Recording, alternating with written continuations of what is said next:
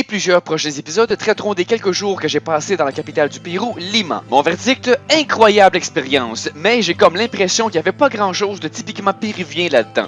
J'aurais probablement vécu une expérience similaire à La Paz en Bolivie ou à Quito en Équateur ou quelconque autre grande ville de l'Amérique du Sud. Pour moi, c'était très dépaysant parce que c'était ma première fois en Amérique du Sud, mais possiblement que quelqu'un qui a déjà roulé sa bosse aurait été moins impressionné. Il aurait dit « Ouais, une place d'armes historique avec un superbe cachet colonial espagnol et des vieilles églises, c'est beau, mais j'ai déjà vu ça partout ailleurs sur le continent. » Ou peut-être que je banalise la chose injustement. Impossible à moi de dire puisque c'était effectivement ma première expérience. Et comme première expérience sud-américaine, wow! Au cours des prochains épisodes, je vous parlerai de long en large de Lima, ses multiples attractions touristiques, mais aussi de l'aspect moderne et quotidien. Comme par exemple, vous connaissez l'aspect unique de Habitat 67 à Montréal, les blocs empilés les uns par-dessus les autres. Bien sûr, dans le cas de Habitat 67, c'était voulu, mais à Lima, j'avais souvent l'impression que le même principe était reproduit involontairement. Des bâtiments à un étage sur lesquels on a beaucoup plus tard bâti un second étage, sans vraiment se soucier que ça s'alignait pas avec le restant. Ça fait des petits blocs juchés sur d'autres petits blocs,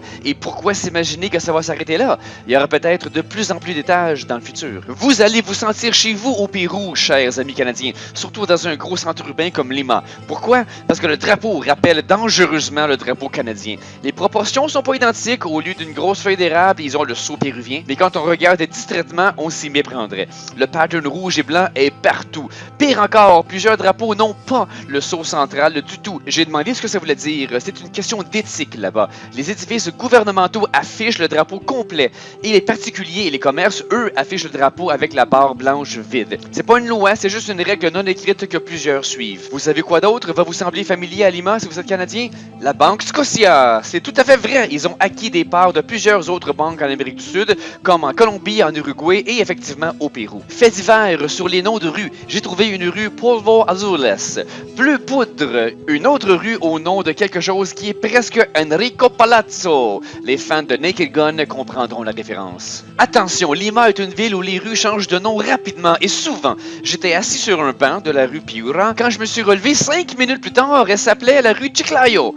Ok, non pas change de nom dans ce sens-là. C'est juste qu'en longeant une rue, vous la verrez changer de nom au fil des blocs. Ça nous est pas étranger, ça. Mais là-bas, une rue peut changer de nom à tous les 2-3 blocs. Si vous prenez ici la rue Nicolas de Pirola, qui se transforme en rue Balta, et en avenue Jorge Chavez, 3 blocs plus loin. Lima est une ville très vibrante, pleine d'énergie, dans son quartier historique et dans ses coins modernes. Restez à l'écoute, vous allez voir, ça va en prendre un paquet d'épisodes avant que je vous montre un coin calme de Lima. Mais attaquons-nous à la chose la plus importante, l'élément essentiel de toute première visite à l'hémisphère sud. La chose que, si vous passez à côté, votre voyage est à l'eau.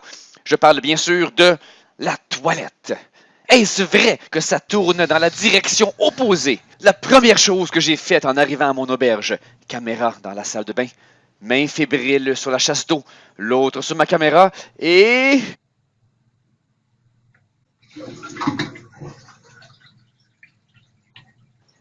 Quelle satisfaction de voir avec ses propres yeux ce phénomène naturel.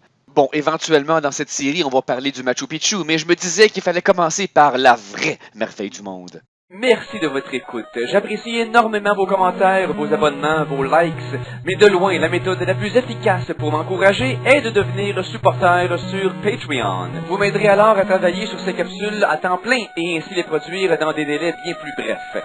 Merci, cher public, je fais tout ceci pour vous, mais je fais aussi tout ceci grâce à vous.